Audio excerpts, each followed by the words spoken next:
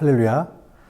종교개혁이 일어나게 된 원인은 여러 가지가 있지만 그 중에서 가장 핵심적인 문제를 한 가지만 뽑는다면 그것은 인간에게 있는 죄의 문제를 어떻게 해결하느냐 하는 그런 문제에 달려 있었습니다. 그렇습니다. 무거운 죄의 짐을 진 채 두려움에 떨며 살아가는 모든 인간들의 삶은 그 자체로 너무나 괴롭고 고통스러운 고난의 인생길, 그것이라고 볼 수 있습니다. 그래서 인간들은 이 죄의 문제에 대해서 자유로울 수 있는 방법을 찾기 위해 오랜 시간 동안 연구하며 선행을 하고 덕을 쌓고 남들보다 더 철저한 금욕과 경건한 생활을 실천하면서 그것을 하면은 그 모든 것이 해결된다고 생각한 적도 있습니다. 그러나 인간이 하는 어떤 행위만으로는 절대로 죄의 근본적인 문제는 해결될 수가 없었던 것입니다. 그래서 초대교회에서는 많은 사람들 앞에서 자기가 지은 부끄러운 죄들을 고백하기도 했고 5세기에 접어들면서는 신부에게 찾아가서 개인적인 죄를 고백하는 고해성사의 방법으로 자신들이 지은 죄를 해결해 보려는 노력들을 했었죠. 그러나 시간이 가면서 중세교회는 점점 더 나쁜 죄악에 빠져들게 되었고 세속화와 부패의 문제까지 더해지면서 성도가 자신의 죄를 자백하고 회개하는 것에서 끝나지 않고 일정한 돈을 교회와 신부에게 주어야만 그들의 죄가 해결될 수 있다는 면죄부라는 것을 팔기 시작했습니다. 면죄부를 파는 방법은 너무나 다양했는데 물건 교환과 양도, 할부도 가능했고요. 이미 죽은 가족과 다른 사람의 죄까지도 면죄부만 구입한다면 모두 해결할 수 있다는 잘못된 신앙과 교리를 적용하며 수많은 사람들을 현혹하고 유혹했습니다. 그렇게 11세기 무렵 프랑스에서 시작된 면죄부 판매는 1040년 베네딕투스 9세에 이르자 로마의 교황청에서도 면죄부 판매를 정식으로 승인하는 상황에 이르게 됐습니다. 그럼으로써 인간이 지은 어떤 형태의 죄라도 돈으로 용서받을 수 있다는 웃지 못할 상황이 교회 안에 만연되고 말았던 것이죠. 그러던 종교적 암흑기 속에서 카톨릭 사제였던 마틴 루터는 믿음과 죄의 문제에 대해서 깊은 고민을 하던 중에 로마서 1장 17절에 기록된 복음에는 하나님의 의가 나타나서 믿음으로 믿음에 이르게 하나니 기록된 바 오직 의인은 믿음으로 말미암아 살리라 함과 같으니라.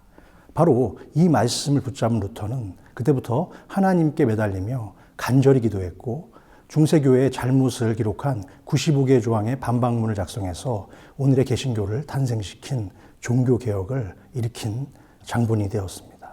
바로 이때부터 그가 받은 오직 의인은 믿음으로 살리라라는 말씀은 로마서뿐만 아니라 바울이 기록한 주요 성경인 갈라디아서 3장 11절과 히브리서 10장 38절에서도 각각 인용될 만큼 기독교 역사에 있어서 그만큼 중요한 의미를 지닌 구절이라고 볼 수 있죠. 우리는 지금 예수님의 십자가 순환과 고난을 기억하고 생각하는 사순절의 마지막 주간을 보내고 있습니다. 하나님을 믿는 모든 성도의 삶에 있어서 가장 중요하고도 반드시 해결해야 할 이 죄와 구원의 문제에 대해서 주님은 어떻게 생각하고 계실까요?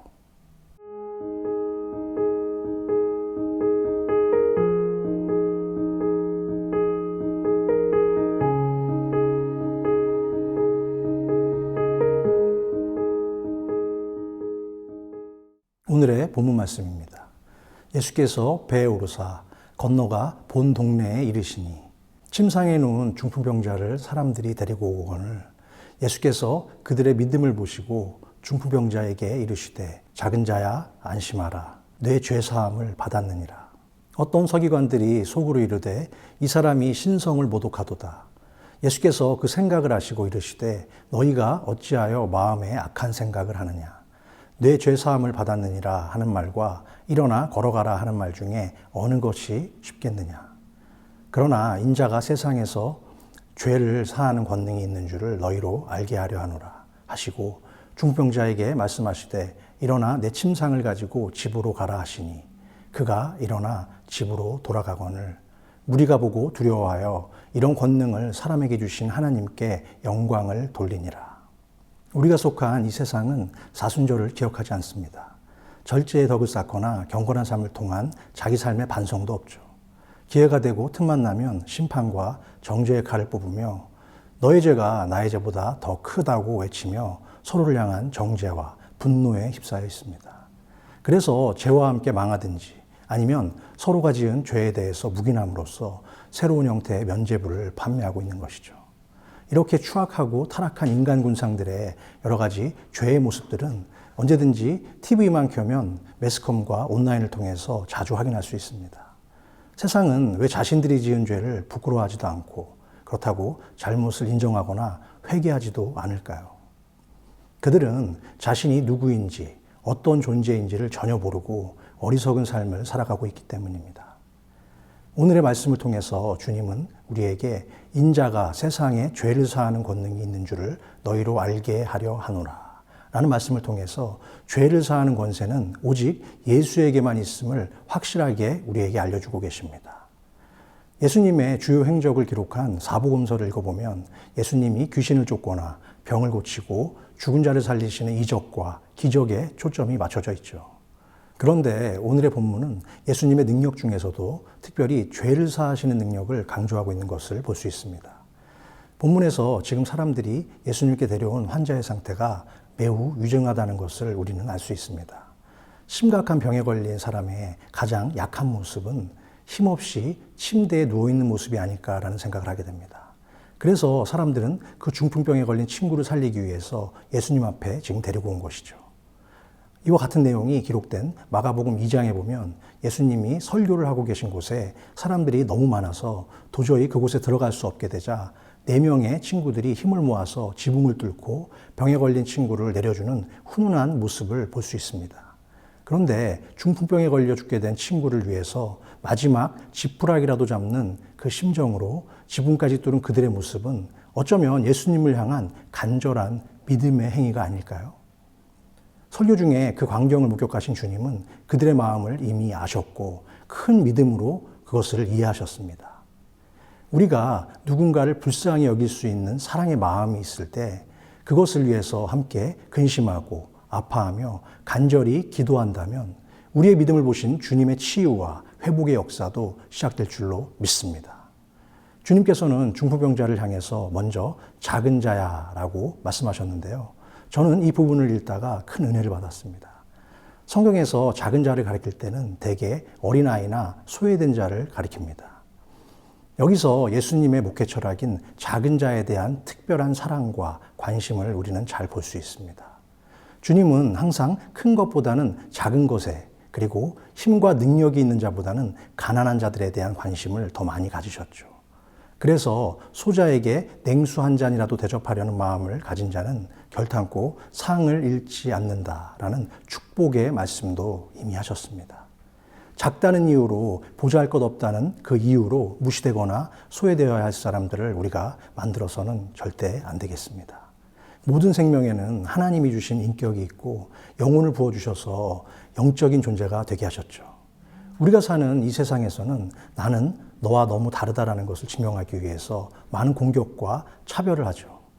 내가 당신보다 더 특별하다는 것을 위해서 비방하고 다른 사람을 차별할 때가 사실 우리 안에도 얼마나 많습니까? 그러나 그것은 그리스도의 마음이 아닙니다. 세상에서 소외되고 가려진 작은 자들에 대한 마음은 사순절 기간을 보내고 있는 우리가 다시 한번 반드시 생각해 봐야 할 주님의 마음이 아닌가 하는 생각을 하게 됩니다. 주님은 또한 두려움에 떨고 있던 중풍병자에게 안심하라는 말씀하셨는데요. 병마의 고통 속에서 기운을 내고 용기를 가지라는 사랑과 격려의 메시지를 하신 것입니다. 우리는 항상 우리가 사용하는 말의 중요성과 그 능력에 대해서 깊이 생각해 볼 필요가 있습니다. 하나님은 그분의 말씀과 능력을 믿는 모든 자를 향해서 말씀으로 소망을 갖게 하셨고 용기를 내도록 하셨습니다. 그러므로 우리는 항상 우리의 말로 다른 사람들에게 상처를 주는 그런 사람이 아닌 상처를 싸매고 치유해주는 능력의 사람이 되어야 할 줄로 믿습니다.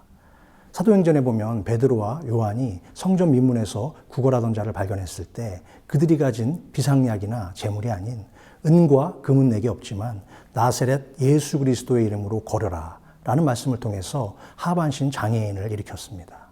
치유의 능력은 예수님으로부터 나왔지만 치유의 언어는 성령으로 충만했던 베드로와 요한의 입을 통해서 나온 말로 회복되었기 때문입니다. 먼저 환자를 주목하신 후에 예수님이 건네신 말씀은 내 죄사함을 받았느니라 라는 말씀인데 이것은 그 믿음을 보신 주님께서 병자의 죄가 이미 깨끗하게 씻음을 받았다는 은혜의 선언을 하신 것입니다. 그러나 주님께서 죄를 사하신다는 이 말씀은 환자나 그 친구들이 그토록 원하고 기다리던 대답은 아니었을지도 모르겠습니다. 그들은 오직 아픈 친구의 병이 낫는 것에만 관심이 집중되었지만 주님은 너의 죄가 사함을 받았음을 말씀하시며 그 환자가 가진 육신의 문제보다는 영적인 문제에 집중하고 계셨습니다. 주님은 그 환자가 가진 육신의 고통과 죄의 문제 중에서 후자를 가장 먼저 해결해야 될 시급한 과제로 판단하셨던 것 같습니다. 우리도 많은 경우 육신의 문제만을 가지고 근심하고 슬퍼하며 염려할 때가 얼마나 많이 있습니까? 육신을 쫓는 자는 육신의 일을, 영의 일을 쫓는 자는 영의 일을 생각하나니 육신의 생각은 사망이요 영의 생각은 생명과 평안이라. 가장 먼저 우리의 영적인 문제를 해결해야 합니다. 인간의 문제는 지식을 쌓고 돈이 있다고 해결되는 것이 결코 아닙니다. 또한 세상의 명예와 건강이 있다고 해서 우리의 모든 죄의 문제가 사라지는 것도 아니죠. 이 땅에서는 육신의 몸을 입고 살지만 하나님의 지배 아래 사는 영적인 존재가 먼저 되어야 할 줄로 믿습니다. 이제 본문 3절과 4절 말씀입니다.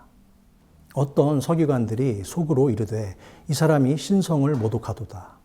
예수께서 그 생각을 아시고 이르시되 너희가 어찌하여 마음에 악한 생각을 하느냐. 놀라운 기적의 현장에 함께 있었던 서기관들의 반응은 냉담하고 싸늘했죠.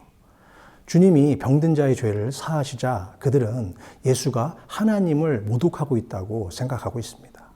하나님 한 분 외에는 인간의 죄를 사할 수 있는 분이 없다고 믿어왔던 그들의 생각이 물론 틀린 것은 아니지만 서기관들은 지금 두 가지 오해를 하고 있는 것이죠. 예수님이 하나님의 아들로서 죄를 사하실 수 있는 권세가 바로 그분께 있음을 깨닫지 못했고 또 하나는 중풍병의 원인이 환자의 몸에 있는 병이 아닌 죄의 문제에 있었다는 사실을 그들은 인식하지 못했습니다. 여기서 우리가 한 가지 꼭 기억해야 할 것은 죄를 가볍게 여기는 자는 다른 사람의 죄도 가볍게 여기게 된다는 사실입니다.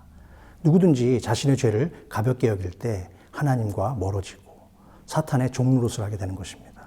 지금 예수님이 하신 일과 그분이 살아계신 하나님의 아들임을 전혀 알지 못했던 서기관들은 계속해서 사탄의 종노릇을 하며 그 이후에도 죄의 지배 속에 갇혀서 살다가 주님을 십자가에 못 박는 일에 동참하는 불행하고 어리석은 저주의 인생을 살아가게 되었죠.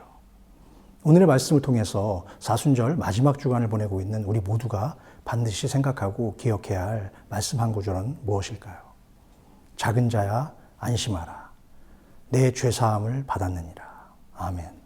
그렇습니다. 세상이 주는 면죄부나 그 어떤 다른 인간적인 방법으로도 해결할 수 없는 우리 인생의 문제와 죄와 사망의 사슬을 끊을 수 있는 권세는 오직 예수 그리스도의 은혜와 십자가의 보혈임을 기억해야 합니다.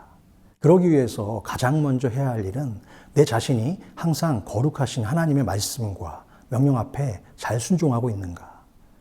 또한 오늘 이 하루도 주신 말씀과 기도로 무장하며 어떠한 죄악에도 민감한 자가 되어 있는가. 그런 것을 마음속에 깊이 상고하며 늘 겸손히 그리고 감사한 마음으로 우리에게 주어진 일상들을 묵묵히 감당해야 할 줄로 믿습니다. 그럼 이번 한 주도 죽은 생명을 살리시고 일으키신 예수 그리스도의 말씀과 기도로 정화된 맑은 영혼과 인격의 샘물이 성도 여러분들의 신앙이 되고 삶이 되는 축복과 은혜의 시간들이 다 되시기를 주님의 이름으로 간절히 축원합니다. 건강하십시오. 샬롬.